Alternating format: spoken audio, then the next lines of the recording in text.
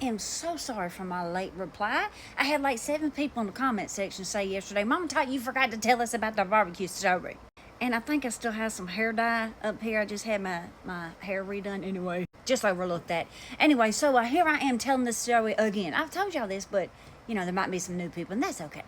Anyway, so I meet Papa Tot, like I said in the video on this comment, I met him at a passion party.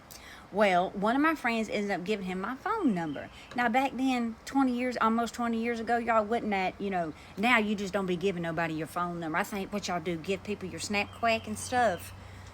Or your Insta Snap, you know what? Anyway, so people don't really give out their phone number. Because first of all, don't call me.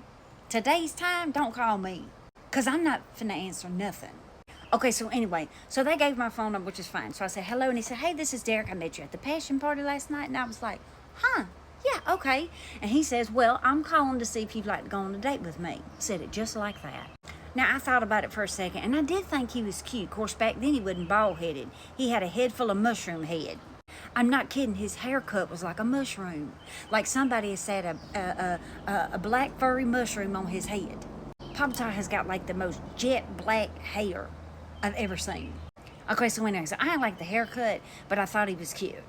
So I decided to say, yes, I'd be glad to go to the barbecue with you. Anyway, the next day comes around, he says, so be there at 6:30 because the barbecue's going to be at 7 that night. Now, that's a little late. Anyway, so I drive myself all the way up to It's Fashion. Do y'all have an It's Fashion where y'all live? Well, that's where you can go in there and you can get a cheap outfit. Well, you used to could.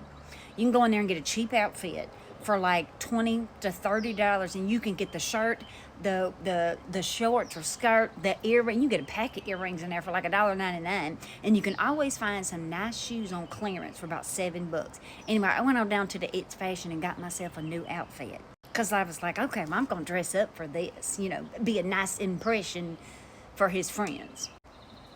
He rolls up to the house. He knocks on the door like a gentleman. At the time, I was living with my friend Greg, who is unfortunately no longer with us. God rest his beautiful soul. But anyway, I answered the door and I was like, hey, let me get my purse.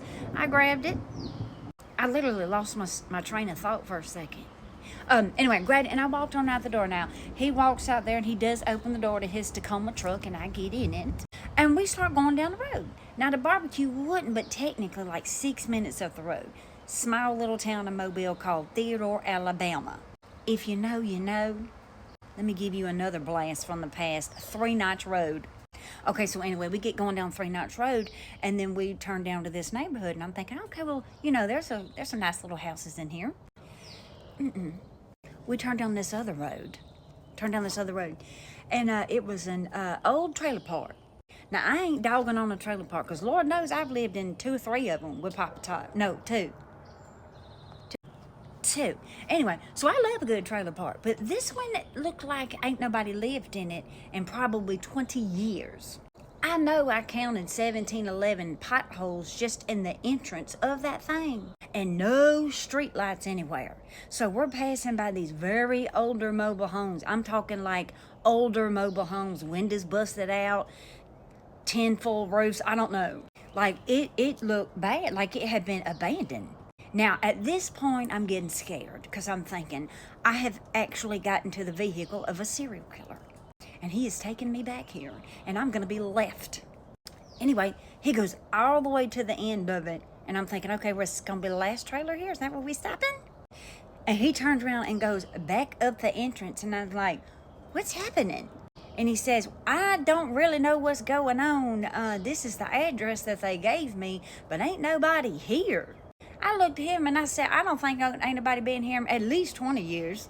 I'm talking the grass was all grown. It was an abandoned trailer park. He called his friend on the cell phone because back then it was a razor phone. Y'all remember them razor phones from like, I don't know, like 2004 maybe? Y'all remember them? Them things was cool. They was real thin. You could put them in your back pocket at the club. Anyway, he called his friend and his friend was like, oh, we canceled the barbecue. And I thought, well, I hope you gonna ask him, is this really his address? He ain't never asked him that. And I don't even think we ever found out.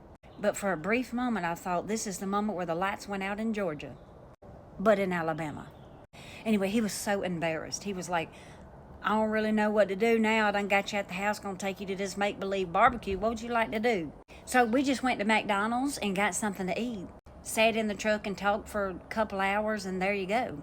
Anyway, but he did make up for it, because the next weekend he asked me on another date, and he took me to Outback, and poor thing, I know he didn't want to have to pull that $70 out of his wallet, okay, to pay for that meal, but he did, and it was perfect, and he made up for it, and now we just laugh about the make-believe barbecue and how I thought I was in a serial killer's vehicle. But I believe I could have took him. So there you go. Let me know if you want to know anything else.